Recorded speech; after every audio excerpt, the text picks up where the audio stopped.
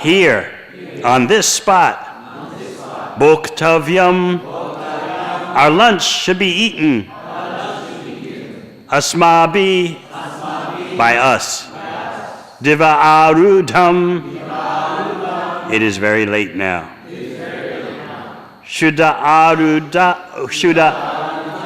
ardita, we are fatigued with hunger. Vatsa, the calves. Samipe, nearby. Apa, water.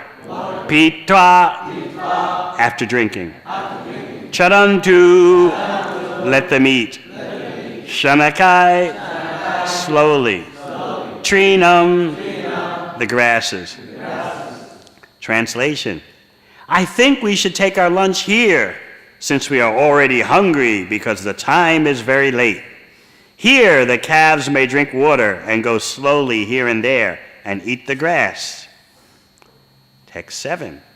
Accepting Lord Krishna's proposal, the cowherd boys allowed the calves to drink water from the river and then tied them to trees where there was green, tender grass.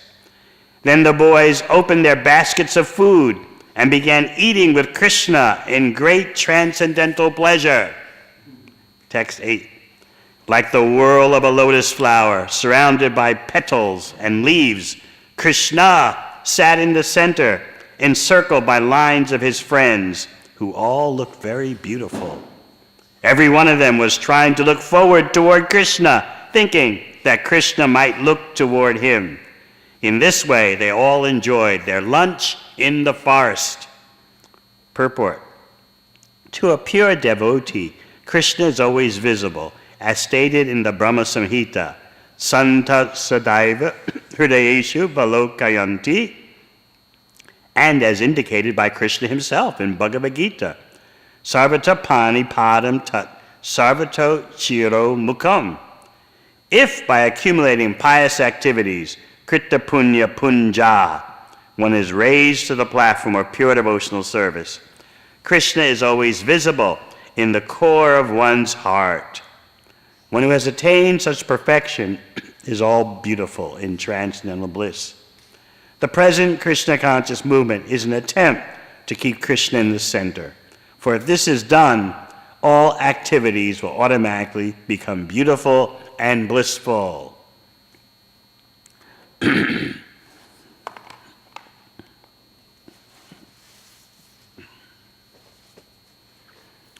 Om Gyanatimirandasya Gyananjana Shalakaya Chakshun Militam Yena Tasmai Shri Gurave Namaha. Jai Shri Krishna Chaitanya Prabhu Nityananda Shri Advaita Gadadhar Shivasati Gaur Bhakta Vrinda. Hare Krishna, Krishna Krishna, Hare Hare. Hare Rama, Rama Rama, Hare Hare. Atra Bhoktavyam Asmabir. Here on this spot, our lunch should be taken.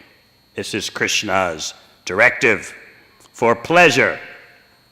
Krishna is demonstrating that the Supreme Absolute Truth is full of variety, because Krishna, as a supreme enjoyer, knows that variety is what is the essence of pleasure. And with his cowherd boys, he's tasting varieties of pleasure pastimes on the bank of the Yamuna. Yesterday we spoke about the attributes of this particular spot. Atra, here on this spot. Bhoktavyam, our lunch should be eaten. Asmabi, by us. Yes, the Supreme Absolute Truth eats, not out of necessity, but simply out of a desire to please his devotees and enjoy with his devotees. We can recall the attributes of Atra here on this spot we spoke about yesterday, but remember, as we're making spiritual advancement, we hear the topics of the Supreme Personality of Godhead to be newer and newer, as if we never heard them before. So, all the sense objects are here at this spot. Atra Bhoktavyam Asmabi. There is the sight of the beautiful Vrindavan forest, especially of the trees, the beautiful visuals created by the trees. Then there is the fragrance coming from the lotus flowers, permeating everywhere. And then the sounds of the birds chirping and the bees humming. And then there is the texture of the soft sand on the bank of the Jamuna. And taste, that's going to be the lunch. The cows will be tasting fresh green grass. This is why the cowherd boys are not so worried about the cows wandering far away, because the grass is so good that they know the cows will be greedy to relish those grasses right there at that spot. So atra bhoktavyam ashmabi. It's not only the boys and Krishna that are eating at this spot, but the cows are also eating. What can we do about our bhakti culture and philosophy? It is cow-centric. Srila Prabhupada has stated that human society today has no idea how much prosperity can happen simply by taking care of cows. The cows were tied up, yes, but at the same time, the cows had luscious green grass to arouse their greed. So in this way, everyone is delighting with Krishna in the center. And how is it that Krishna is in the center? We hear that all the boys are leaning toward him. This shows how spontaneously they're always having Krishna in the center of everything. It doesn't require a strain or a struggle like sometimes we may feel in the recuperative phase of devotional service. We spoke about how bhakti is divided into two phases, the recuperation phase and the relishing phase. In order to get to the stage of complete relishing, we have to recuperate. We have to regain our health. But these cowherd boys, they are situated on the platform of pure, loving, spontaneous service to Krishna. Therefore, naturally, they're leaning toward Krishna. Just like in Vrindavan, naturally the grass all leans toward Krishna when he walks by. The trees all bow down their branches toward Krishna, laden with fruit when Krishna walks by. This all happens naturally. The seasons change simply in accordance with what gives Krishna the best pleasure. Some forests in Vrindavan have this season, some have that season, and some forests in Vrindavan have all seasons at once, all for Krishna's pleasure. This is real life. So they're leaning toward Krishna, thinking, Krishna will look at me, Krishna will look at me. This is not selfish, this is their spontaneous love. And what is Krishna doing? He's making it so that each cowherd boy sees Krishna's face and limbs, showing you that you'll never be disappointed as an individual in bhakti. You'll never be crowded out.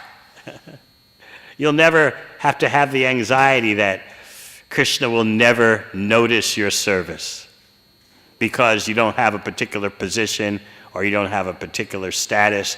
Therefore, Krishna is going to overlook you. Naturally, as a devotee matures, he or she wants to take the burden of the parampara and in that way try to ease the transcendental anxiety of Sri Chaitanya Mahaprabhu. So you see that older devotees, as well as younger devotees, they want to become qualified how to carry on Lord Chaitanya's mission. But it's not that if they don't get a particular title or position, that's the end of the world. No. Any service done for Krishna, with Krishna fully in the center, can attract Krishna's attention. So these cowherd boys are showing the full development of the natural inclination to love Krishna.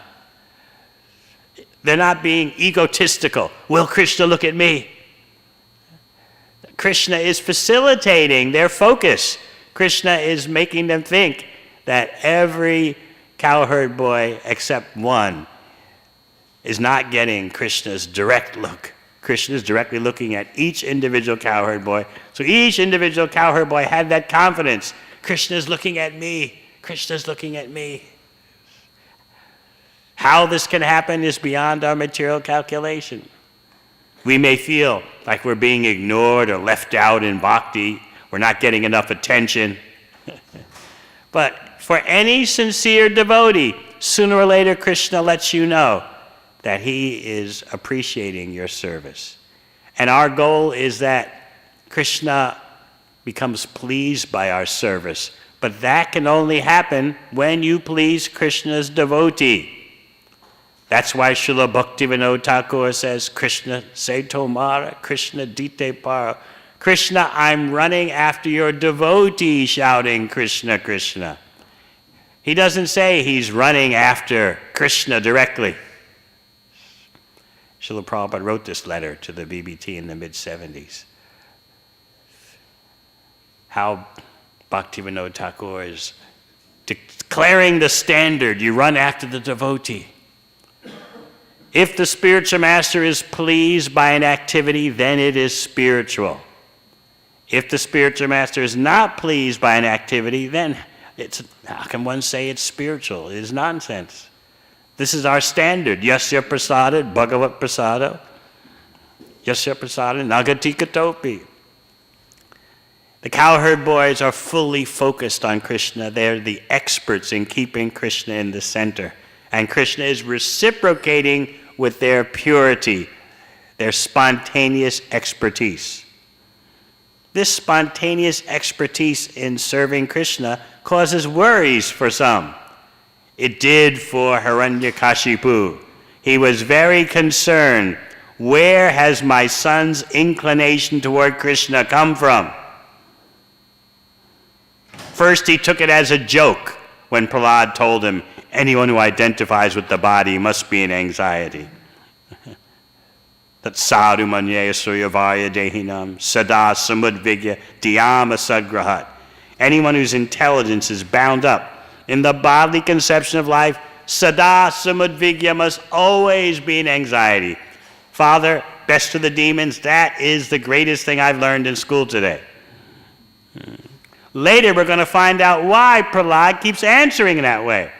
This is the best thing I've learned in school. The first time, Hiranyakashipu just laughed. What is this foolishness? He didn't take it seriously.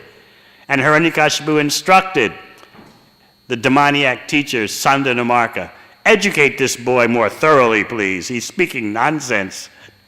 But Hiranyakashipu didn't take seriously what comes from the mouth of a 5-year-old boy. But then it came time for the second review.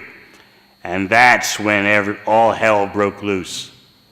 But first, remember the affection that Hiranyakashipu had for Prahlad. The second time, when it was time for Prahlad's second performance review, like at the workplace, you have to undergo these performance reviews, and they're not so palatable. But Hiranyakashipu was so outpouring with affection for Prahlad's performance review. He sat Prahlad on his lap. He smelled Prahlad's head. We have any fathers here who smell the heads of their sons or daughters? Yes, it's a sign of affection. It's part of the rasa of being a parent. So Hiranyakashipu was doing that. Yes, he was a terrorist. Yes, he was totally Stalinistic and oppressive, but he had affection for his son. Let's not forget that.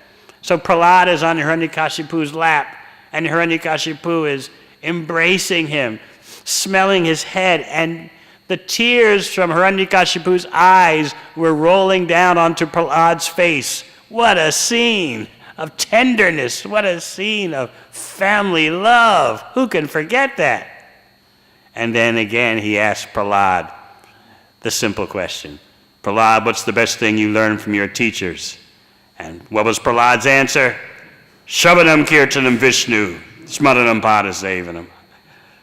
The 9 processes of devotional service are the best thing I've learned from my teachers, and anyone who knows these processes is the wisest of all persons. This time, Hiranyakashipu's rage went through the ceiling. But remember how affectionate he was. What happened? This shows you how you cannot trust those situated in the material energy. We were discussing this in Denver a few days ago. The verse from the 5th canto. Yas yasti bhaktir bhagavati akinchana sarvai gunais tatra samasate sra harava bhaktasya kuto mahadguna. For someone who is not in Krishna consciousness, how can they have any good qualities? Kuto, where are they? Where are the qualities? Manovatenasati davato bahi. They're situated outside, running in the illusory energy. So you might think that, wow, that verse is kind of sectarian, isn't it? It's not with the times these days, you know? It's not inclusive. That's the magic word, inclusiveness. Where are their good qualities? What do you think? Have you thought about this verse and how restrictive it seems to sound? Why would the Bhagavatam take such a stance? Sometimes we even hear from devotees that, you know, the non-devotees treat you better. I know lots of devotees, or not lots, but some devotees, or at least a few devotees who they don't treat you right. Whereas I know some non-devotees who have integrity and are very circumspect, very careful in their dealings. But you're making an evaluation on the relative plane. That's the point. The Bhagavatam wants you to focus on where is the individual situated. If you're situated in the external energy, no matter how nice you may seem within that context, you've got a problem because you're wrongly situated. And similarly, if you're actually situated in devotional service, even if you accidentally make a mistake, api chet siddharacharo, still sadhu eva samanta, you're still considered a sadhu. So what's going on here? It's all about your standpoint. What is the ground you are standing on? If you are standing on the ground of Krishna's internal potency, devotional service, then you're one thing. If you're standing on the ground of the external energy, you're another thing. Again, this judgment by the 5th canto. Halava bhaktasya, the abhakta. Sanskrit is very convenient for concepts of self-realization. There's bhakta and abhakta. Harav abhakta. Harav abhaktasya kato mahaguna. Where are the good qualities in the abhakta? Sounds very exclusivist and it's like a put down, isn't it? But you have to understand it scientifically, otherwise you'll be bewildered. Naturally, you want to love everyone. Naturally, you want everyone to be your friend. But why is the Bhagavatam making such distinctions? Well, the distinction has been made at the very beginning of Bhagavatam. Dharma projita kaitavocha paramo namatsaranam satam. This Bhagavatam completely rejects all religion that has material motivation. It's not meant, this Bhagavatam is not meant for envious persons. It's meant for the Paramahansas. So why you blame Srimad Bhagavatam? Right in the first few verses, the standard is mentioned. So then you get to the 5th canto and Halava Bhaktasya Kato Mahaguna. How can those situated in the external energy have good qualities? You have to look at things from the Bhagavatam's overview and not get caught up in the stream of everyday mundane affairs. All right, so let's be as fair as we can be. Yes, there are abhaktas, non-devotees, that have demonstrated some integrity, some character, justice, and there are devotees who have slipped up and caused pain to other devotees. And there have been devotees who have exploited their position. But still, the Bhagavatam's standard remains intact. Look at where each one is situated. So how to understand this better? let's say you and your friends decide to rob an armored car. And so you actually get away with it. You know, you plan very carefully. I don't know if this happens in the USA anymore. It happens in South Africa, I know, that, you know, persons plot to ambush an armored car and they get away with all the contents. So you get to your hideout, and what do? You show such character, such integrity, such fairness. You divide all the money equally amongst all the thieves. Good qualities, right? Noteworthy, yes, commendable. In fact, one thief might say to the other thief, look, I know that you have financial problems, your son has difficulty paying back his college debts. I'll give you my share of the loot. Oh, how magnanimous, right? We would celebrate that, yes? And we would say, just see, how can the Bhagavatam say what it says? Here you see integrity. Here you see good qualities. One thief is giving up his share of the stolen money to another thief. This is really wonderful. And you forget all about that you're dealing with thieves. So the Bhagavatam is taking an overview. Look at the situation. Look at the standpoint. If you're running in the illusory energy, if you're operating in the illusory energy, then it may seem you have good qualities, but from the Bhagavatam's viewpoints, you don't. Because it's just like honor amongst thieves. Everyone steals material nature from Krishna and then divides it fairly and celebrates their good qualities. Just see how philanthropic, just see how charitable I am, just see how kind and loving I am. So you have to understand the Bhagavatam's viewpoint. It's the most holistic viewpoint. Look at the ground that's under your feet. Is your foundation the external energy, or is it the spiritual energy? If it's the spiritual energy, then Mahatmanas tumam parta daivim prakritim ashrita. Krishna explains in Bhagavad Gita, the great souls, they're under the protection of the internal potency. They're engaged in devotional service without deviation. So everything is about where is your footing? What are you standing on? Just like in martial arts. Some of you have practiced martial arts before. If your stance is not correct, what can an expert do to you? With one finger, the expert can knock you over. Just, he knows exactly where to poke. He can look at your stance. Nope, your stance is incorrect. It's not solid. And just with one finger, you'll fall over. So it looks like you have good qualities in your stance. And you may think you're very expert. But the true expert can understand you're not situated properly. You'll be blown over very easily.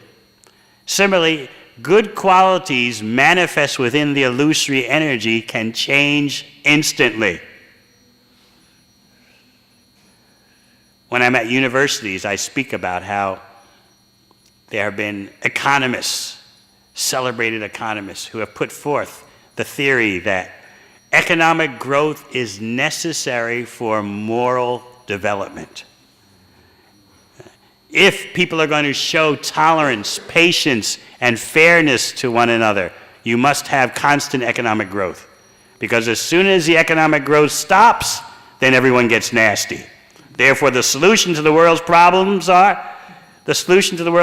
is non-stop economic growth. Because that's the only way people are going to be nice. And you see that happening now. If the economy slows down, then everyone starts wondering, hey, what are these people that don't look like us coming to our country? They're the reason, they're the fault. How can you trust the good qualities of someone situated in the illusory energy? Now, Hiranyakashipu is an extreme example. He's becoming a devastator. Where has this inclination to serve Krishna? Where does it come from? He smells a rat. Inclinations to serve Krishna.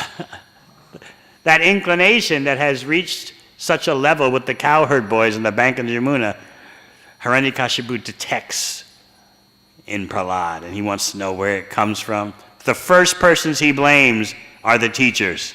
You teachers are duplicitous. The truth has come out now.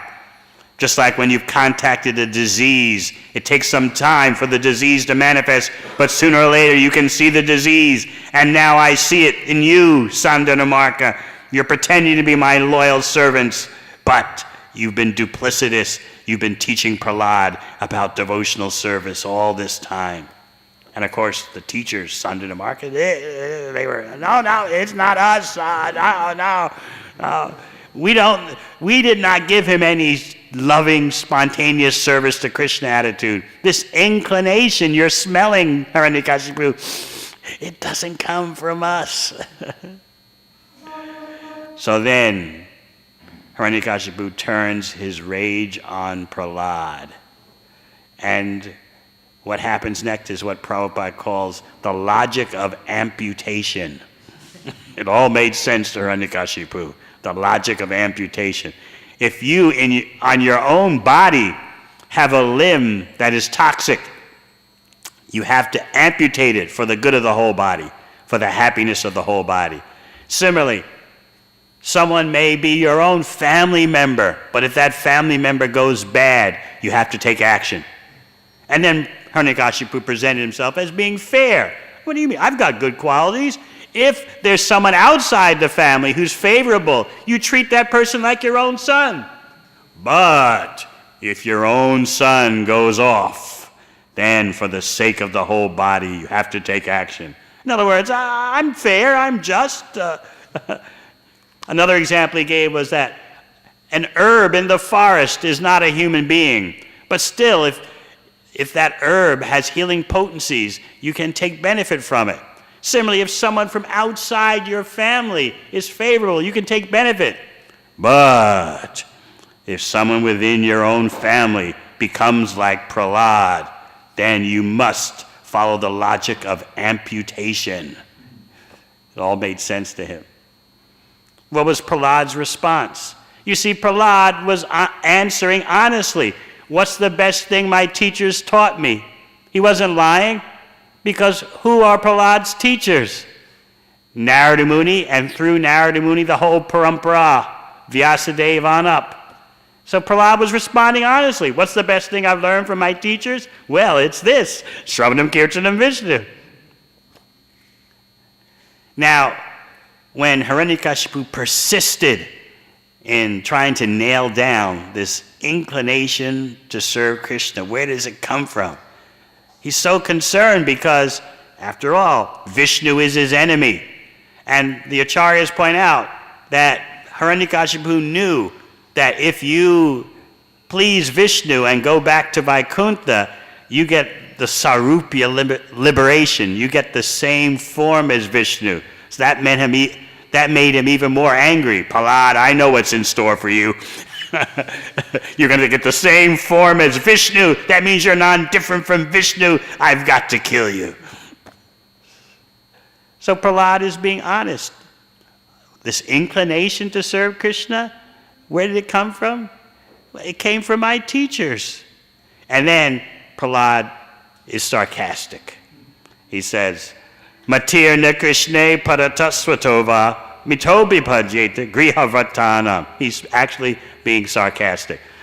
As far as you, Hiranyakashipu, you'll never develop an inclination to serve Krishna because Grihavatana, you're so determined to enjoy material life. So there's no way an inclination to serve Krishna can come from a person like you or any mundane person, or any combination of mundane persons and the individual. It's not possible. Now you might say, does Prahlad mean that you'll never get bhakti from any kind of association? No, he doesn't mean that. He means not from mundane association. Because then in the next verses he explains that you have to smear upon yourself the dust from the lotus feet of a devotee of Krishna. So when Prahlad says, Matirna Krishna Paratasvatova, no way will you get the inclination to serve Krishna by associating with others. he's referring to material association. Out from material association. So how does Prabhupada take it in the purport? He immediately strikes out. He launches a nuclear attack against those who have tried to comment on Bhagavad Gita and politicians who use Bhagavad Gita. Matirna Krishna Paratatsvatova. You'll never get an inclination to serve Krishna from these guys. They're talking about Krishna, but they have no realization. They think Krishna is an ordinary person. Therefore, by reading Bhagavad Gita written by such persons, no one will ever become Krishna conscious. So that's how Prabhupada comes charging in. Yes, Prahlad. Prahlad has pointed out, the inclination to serve Krishna will never come from those dedicated to enjoying the material world. So in the purport, Prabhupada emphasizes these false commentators on Bhagavad Gita, these politicians who use Bhagavad Gita, they're simply trying to enjoy the material world. Therefore, you can never benefit from them. So in this way, the parampara goes on. Shukadeva Goswami is revealing to Pritchett Maharaj the loving pastimes of Krishna and the cowherd boys on the bank of the Jamuna. And you see the full development of the inclination to serve Krishna. It's happening at a particular spot, at a particular time. The lunch has been delayed. Why? Because of the killing of Aghasura. That killing of Aghasura was a pleasure pastime. Even after Aghasura is dead, his body with its mouth wide open becomes a spot for, it becomes an amusement park in Vrindavan. And what happened to Aghasura? This is how perfect and complete Krishna's pastimes are. The Acharyas point out that Aghasura got more than liberation. He actually didn't simply merge into Krishna's body.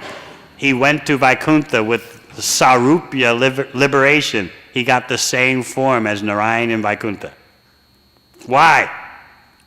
Vishwanath Chakravarti Thakur points out that for a split second, Aghasura, while Krishna was in his mouth, thought of Krishna with devotion for a split second.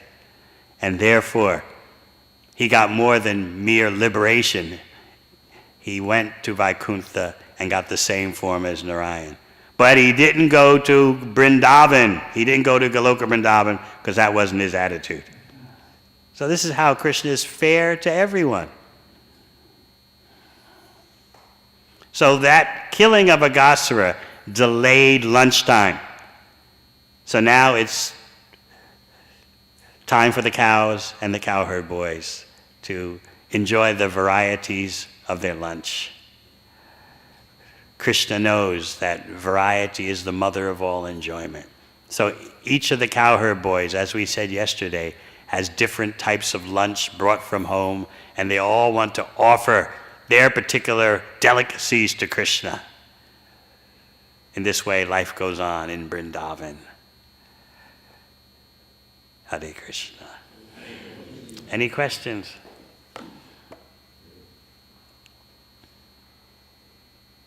Yes. Bhagavatam, one of the verses says, Akamaha Sarvakamova Mokshakama Udaradi Tigena Bhakti Yogena Vijeta Purusham Param. So even people who have material desires, all kinds of material desires, take up devotion service. So if someone is seeking material desire, how could he not have? If he cannot have, like you said, he cannot have any inclination to devotion service. You have to understand what Prahlad means by griha vratanam, intense focus on enjoying material life. Like a dog, when it gets a bone in its mouth, you can't yank the bone out. You ever seen that? A dog gets something in its mouth, a bone or a piece of cloth. Or a monkey in Vrindavan steals a banana and you try to get it back. So much energy is expended on holding on that the person can't hear any instructions from a sadhu. So this is what Prahlad's referring to. He's not referring to persons with mixed desires. Yes, I want Krishna, I want to serve Krishna, and I want to enjoy material life too. He's referring to someone who's really dug in terms of attachment to material existence. And Hiranyakashipu, of course, is the exemplar of that. Still, don't forget Hiranyakashipu's affection. But how quickly that affection turned. How quickly it changed.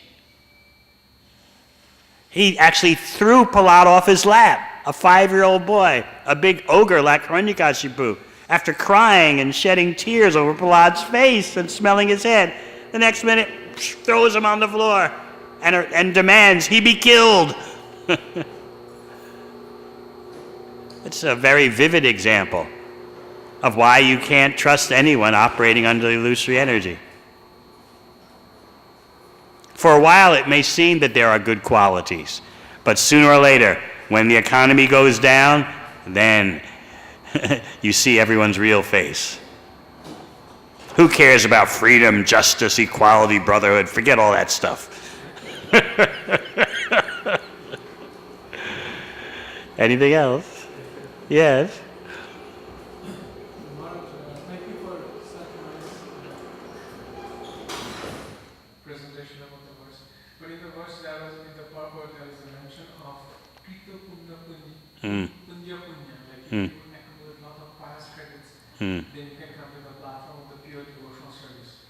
But in Bhakti Rasamrita Sindhu, Srila Rupa Goswami says, like, through Akyata Sikriti, one comes in touch with the pure devotees, and then he desires for pure devotional service, which actually elevates into the platform of the pure devotional service, not the past credits of millions of words. Yes, this is a common question. Krita Punya Punja.